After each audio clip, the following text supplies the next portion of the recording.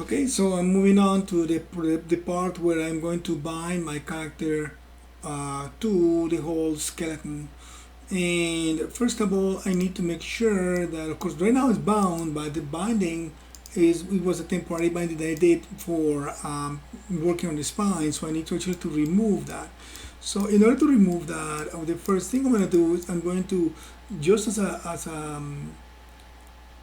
a backup, I'm going to just go under my animation editors and make sure that I export out all of my blend shapes. So you're going to have them. I just have one here, but you'll have multiple more. So I'm going to just go and select them. I'm going to just export out. I would suggest to do it group by group. If you have multiple groups, I'm going to go and export my Sylvia expressions shape. I'm gonna just save that just so that I lose any of my history, my character. I can go and save them and bring them back. So again, you'll do that on all of your facial expressions and your formations, corrective shapes, and all that. And now, because it's still bound, there is still history on it.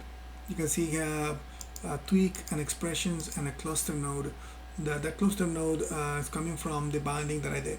So I'm going to go under skin, I'm going to unbind, and I'm going to, I could just say delete the history.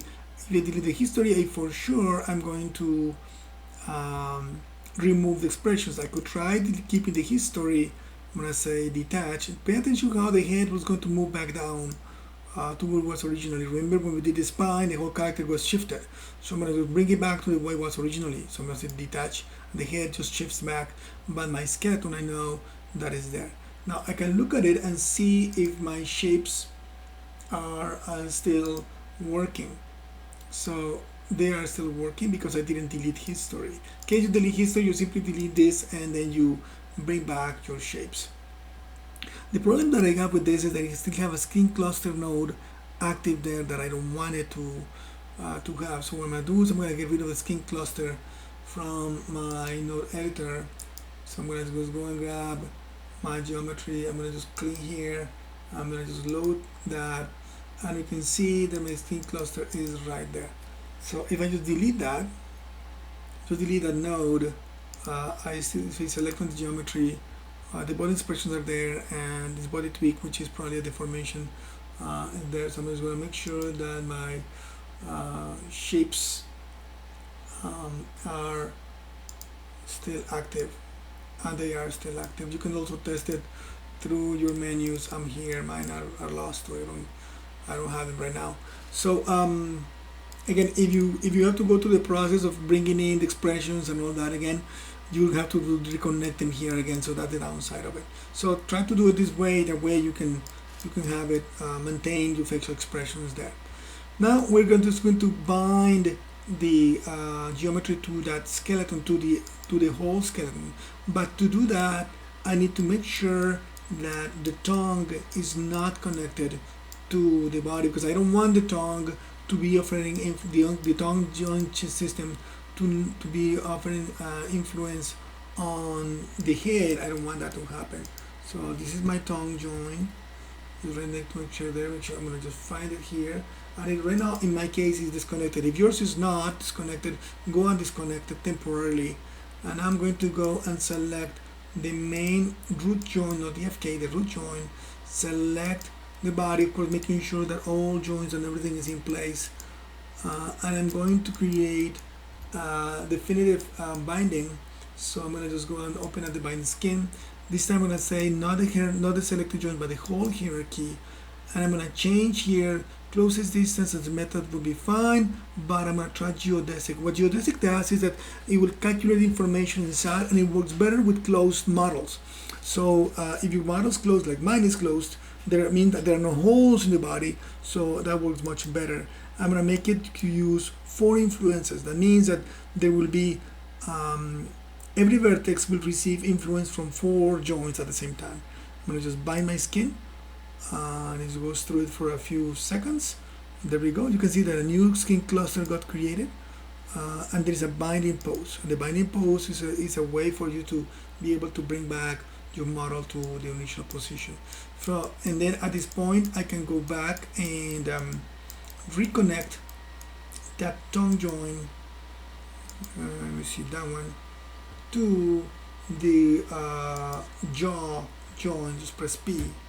That way your tongue goes along with it. Of course, you have to do all sorts of weight painting from now on, but now the object is all ready to do it. In case you want to bind the hair or any other things, you could bind it separately, or you can just simply make a parent-child relationship to that last joint in case you want to keep it there. And then I just make the move.